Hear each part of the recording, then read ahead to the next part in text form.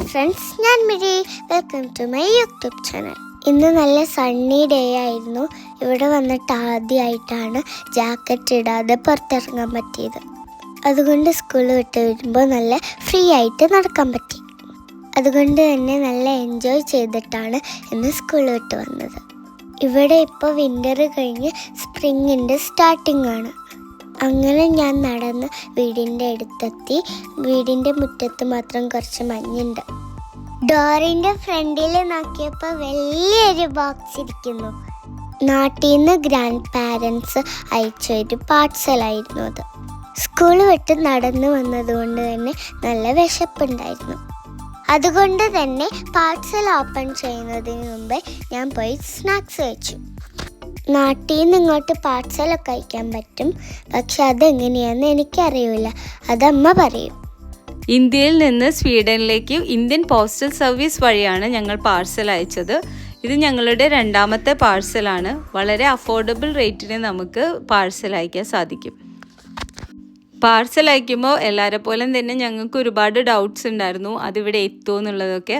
അതുകൊണ്ട് ഫസ്റ്റ് പാർസലിൽ ഞങ്ങൾ used clothes ആണ് അയച്ചത്. അത് വളരെ സേഫായിട്ട് തന്നെ ഇവിടെ എത്തി.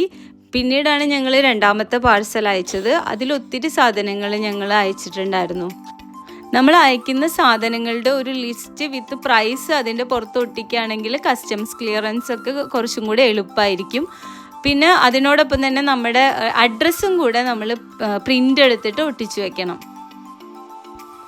ഓൾമോസ്റ്റ് എല്ലാ സാധനങ്ങളും നമുക്ക് ഇന്ത്യയിൽ നിന്ന് സ്വീഡനിലേക്ക് അയക്കാൻ സാധിക്കും. എന്നാലും ലിക്വിഡ് ഐറ്റംസും ഇലക്ട്രോണിക് ഐറ്റംസും അയക്കാത്തതാണ് നല്ലത്. വീട്ടിലുണ്ടാക്കിയ പൊടികളാണ് മെയിനായിട്ട് ഞങ്ങൾ ഈ പാർസലിൽ ഉൾപ്പെടുത്തിയിട്ടുണ്ടായിരുന്നത്. അതിനൊന്നും ഇവിടെ ഒരു റെസ്ട്രിക്ഷനും ഉള്ളതായിട്ട് തോന്നിയില്ല. ഞങ്ങൾക്ക് എല്ലാം തന്നെ അതുപോലെ എത്തിയിട്ടുണ്ടായിരുന്നു. പാർസൽ അയക്കുമ്പോൾ നന്നായിട്ട് പാക്ക് ചെയ്തിട്ട് അയക്കാൻ ശ്രദ്ധിക്കണം. ഞങ്ങൾ നന്നായി പാക്ക് ചെയ്ത് അയച്ചുകൊണ്ട് തന്നെ ഒരു ഡാമേജും കൂടാതെ തന്നെ ഞങ്ങൾക്ക് 2 പാർസൽ ഇവിടെ എത്തിയിട്ടുണ്ടായിരുന്നു. പാർസൽ അയച്ചു കഴിഞ്ഞ് വിത്തിൻ 2 വീക്സിൽ തന്നെ നമുക്ക് പാർസൽ ഇവിടെ കിട്ടും. നമ്മളൊരു 1 വീക്ക് കഴിയുമ്പോൾ ട്രാക്ക് ചെയ്യുന്നതാണ് നല്ലത്. കാരണം ചിലപ്പോൾ ചെറിയൊരു എമൗണ്ട് നമ്മൾ ഡെലിവറി ചാർജ് പ്ലസ് ടാക്സ് നമ്മൾ അടയ്ക്കേണ്ടി വരും. അത് അടച്ചു കഴിയുമ്പോൾ ഉടനെ തന്നെ അത് ഡെലിവറി ചെയ്യും. ഞങ്ങൾക്ക് 2 പാർസലും വീട്ടിൽ തന്നെയാണ് ഡെലിവറി ചെയ്തിട്ടുണ്ടായിരുന്നത്.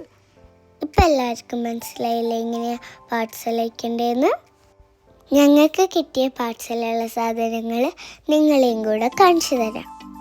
ഇതിൽ വീട്ടിലുണ്ടാക്കിയ കുറച്ച് പൊടികളും സ്നാക്സും കുറച്ച് ഡ്രസ്സും ആയിരുന്നു ഉണ്ടായിരുന്നത്. ഡ്രസ്സെല്ലാം കംപ്രസർ ബാഗിലിട്ടിട്ടാണ് അയച്ചത്. അതുകൊണ്ട് പാക്കിംഗ് നല്ല നീറ്റായിരുന്നു. ഇനി ഞങ്ങൾ ഇതെല്ലാം പോയി അറേഞ്ച് ചെയ്ത് വെക്കട്ടെ. അപ്പോൾ ഇത്രയുള്ളൂ എൻ്റെ ഇന്നത്തെ video. Tata bye bye, see U.